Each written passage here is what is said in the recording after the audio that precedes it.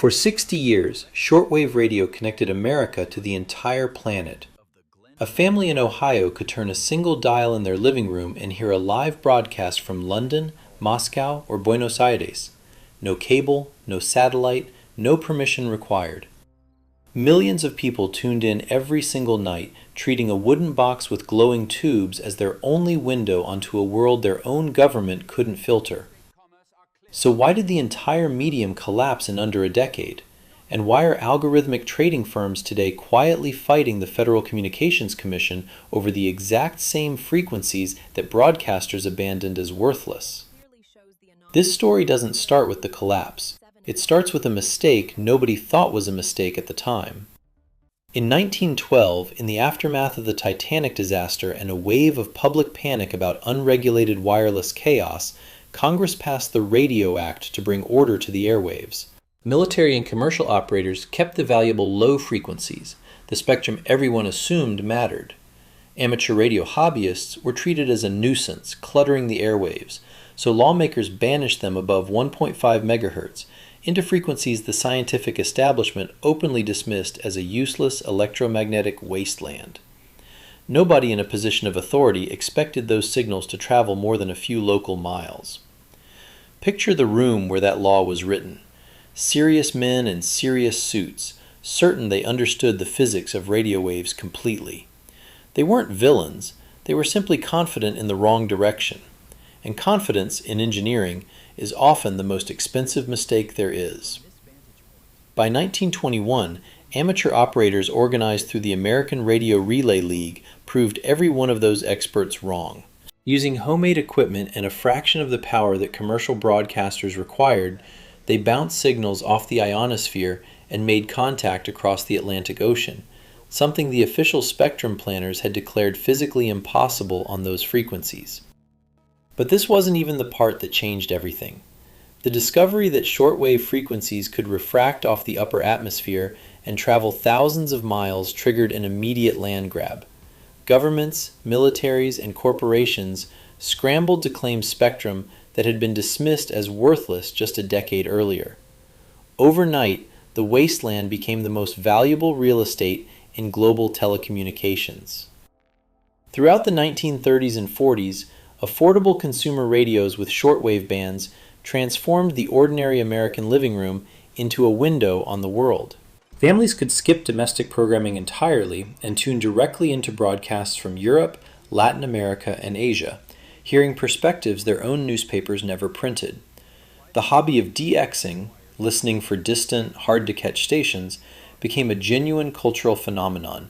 Enthusiasts studied the ionosphere like amateur meteorologists, tracked 11-year solar cycles, and navigated atmospheric interference just to pull in a foreign broadcaster half a world away. Listeners logged their reception quality using a code called SINPO and mailed detailed reports to international stations.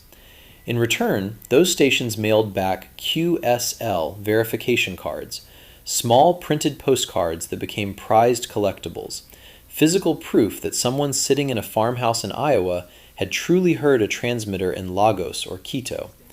This was global cultural exchange decades before the internet existed. Americans heard West African highlife music, Andean folk melodies, and geopolitical viewpoints that were completely absent from anything broadcast domestically.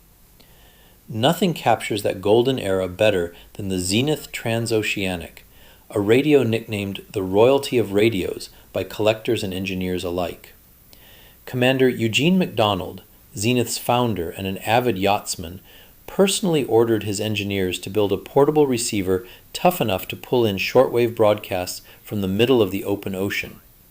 The first model, the 7G605 Clipper, launched in January 1942 with a production run of exactly 35,000 units before wartime manufacturing restrictions shut the assembly line down completely.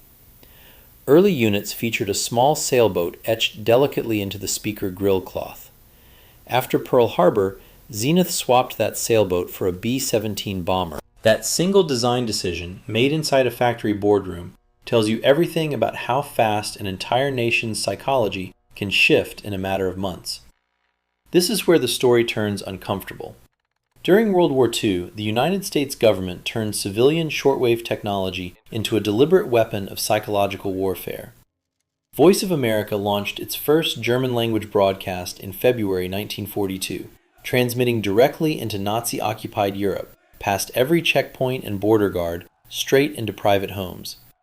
The Crosley Broadcasting Corporation built the Bethany Relay Station in Westchester, Ohio, completed in 1944, and housed inside a striking Art Deco building that still stands today. 6 massive 200-kilowatt transmitters pumped over 1 megawatt of raw radio frequency energy into a sprawling network of 27 separate antenna arrays, projecting American news deep into Europe, Africa, and South America simultaneously.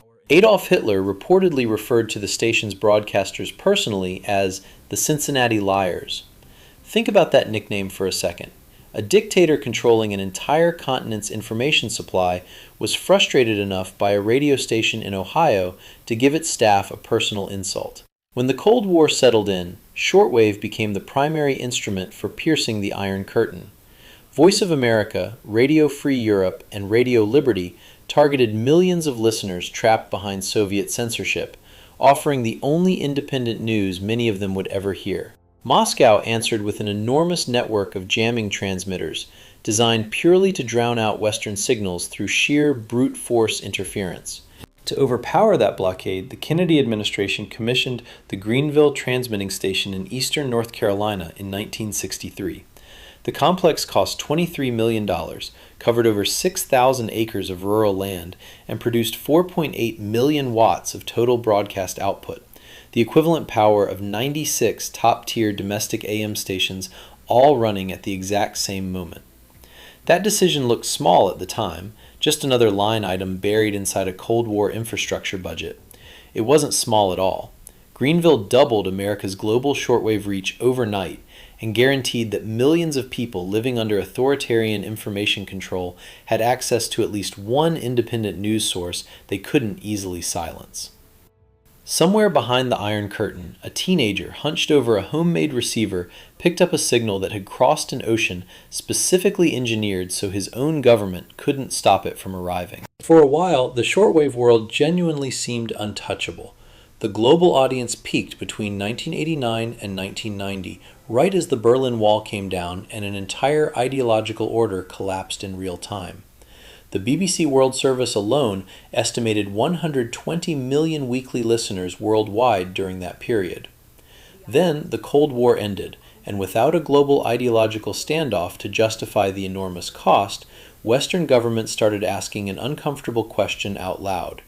Why keep spending millions maintaining massive transmitter fields when the internet, satellite television, and local FM syndication all already exist? The strangest chapter of this entire story is still ahead, but first came the fatal blow. On July 1, 2001, the BBC World Service permanently cut all direct shortwave transmissions to North America, Australia, and New Zealand. The decision saved the BBC roughly £300,000 per year, a rounding error inside a multi-billion-pound organization. Within a few years, Radio Netherlands, Deutsche Welle, Radio France Internationale, and dozens of other major European broadcasters followed the exact same script. The shortwave dial in North America, once packed wall-to-wall with international voices broadcasting in dozens of languages, went almost completely silent. But the dial didn't stay empty for long. The people who filled the silence just weren't who anyone in a corporate boardroom expected. As state broadcasters walked away from the spectrum entirely, private religious networks rushed in to claim the abandoned frequencies. Stations like WBCQ in Maine, WWCR in Nashville, and WINB in Pennsylvania kept their transmitters warm by selling hourly airtime to religious ministries and fringe political commentators. International journalism disappeared almost overnight. The character of the entire dial shifted heavily toward fundamentalist programming and alternative political discourse that mainstream media had no interest in touching. The single biggest rescue in modern shortwave history happened in December 2013, and it happened almost by accident. Family Radio's massive transmitter site in Okeechobee, Florida, A 660-acre complex containing 14 high-power water-cooled transmitters and 23 separate antennas had gone completely dark in June after the organization's finances collapsed following Harold Camping's infamous, very public, and very wrong Judgment Day predictions. The entire facility was days away from being dismantled and sold off piece by piece as scrap metal.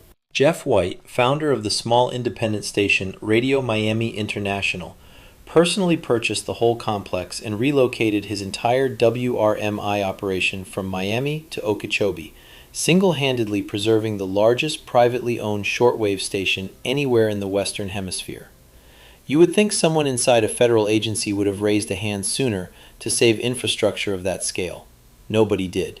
A private broadcaster running on a modest budget did the job the government wouldn't. While private operators were scrambling to keep pieces of the spectrum alive, the government's own flagship network was quietly heading towards something far worse. In March 2025, an executive order directed the U.S. Agency for Global Media to slash Voice of America down to its bare statutory minimum. Deputy Chief Executive Officer Kari Lake moved immediately and aggressively. She canceled Voice of America's wire service contracts with Reuters, the Associated Press, and Agence France-Presse overnight, cutting off the raw news feeds that had fed the network for decades. On March 15th, she placed over 1,300 employees on administrative leave and terminated roughly 600 contractors in a single afternoon. She canceled a 15-year headquarters lease and relocated the small remaining skeleton staff into a NASA building equipped with exactly one functional radio studio. A network that had broadcast continuously into hostile, censored regimes since 1942, through World War II, through the entire Cold War, through the fall of the Soviet Union, was effectively silenced in a matter of weeks by an administrative order. Federal Judge Royce Lamberth called the shutdown arbitrary and capricious in his written ruling. After more than a year of appeals, temporary stays, and continued mass layoffs carried out under contested legal authority, Lamberth delivered a decisive final ruling in March 2026. He invalidated Kari Lake's appointment entirely, meaning every layoff, every broadcasting suspension, and every administrative action she had personally ordered carried no legal force whatsoever. Over 1,000 Voice of America employees were formally ordered back to work. The agency survived its single closest brush with total extinction. Barely. If that were the final twist in this story, shortwave radio would simply be a cautionary tale about government neglect and bureaucratic overreach. But the strangest chapter of all is still unfolding right now, largely out of public view. The same ionosphere that amateur radio hobbyists accidentally discovered in the 1920s is currently worth billions of dollars to Wall Street. Fiber optic cables carry financial data as pulses of light traveling through solid glass, but light physically moves roughly 30% slower through glass than it does through open air. Physical fiber cables also zigzag unpredictably across continents, cross ocean floors, and route through countless digital switches, adding microscopic delays at every single junction point along the way. A shortwave signal bounced cleanly off the ionosphere travels a far more direct atmospheric path, moving at nearly the theoretical speed of light in a vacuum. For algorithmic trading firms moving billions of dollars between the Chicago Mercantile Exchange and European markets like Eurex, that fraction of a millisecond translates directly into enormous, measurable profit. Since 2023, an industry group called the Shortwave Modernization Coalition has been formally petitioning the Federal Communications Commission for permanent authorization of long-distance data communication inside the 2 to 25 MHz band, the exact spectrum Congress once considered worthless. Independent radio monitors have already documented these private trading networks transmitting ultra-low latency financial data using specialized modulation techniques at 24,000 and 48,000 baud. That is the kind of technical detail that makes old radio engineers weep and laugh at exactly the same time. A shortwave receiver built in the 1920s could technically tune directly into the exact frequencies now facilitating billions of dollars in fully automated microsecond-level stock trades. The NIST time station WWII, broadcasting continuously out of Fort Collins, Colorado, has been ticking without a single interruption for over 80 years, transmitting precise time and frequency standards on shortwave that laboratories and industries still rely on today. Canada's equivalent station, CHU, is scheduled to go permanently silent on June 22, 2026, ending a similar multi-decade run. The American Forces Network, which once operated hundreds of shortwave stations worldwide, specifically to reach deployed troops far from home, is now down to a small handful of emergency backup transmitters. Shortwave radio lost its mainstream audience. It lost its government funding. It lost its cultural golden age entirely. It never once lost its physics. Signals still refract cleanly off the upper atmosphere. They still cross entire oceans without needing a single cable. They still reach populations living under regimes that have severed every internet connection and jammed every satellite feed they can locate. That underlying physical resilience is exactly why religious broadcasters kept their transmitters running in rural Florida, why a federal judge legally forced Voice of America back on the air after an attempted shutdown, and why Wall Street trading firms are now spending real money lobbying to reclaim frequencies that the rest of the world spent 2 decades throwing away as obsolete. The spectrum endures because the ionosphere does not care who abandoned it, who forgot about it, or who declared it dead in a budget meeting. It simply keeps reflecting, exactly the way it did in 1921, waiting patiently for whoever understands what it's actually worth.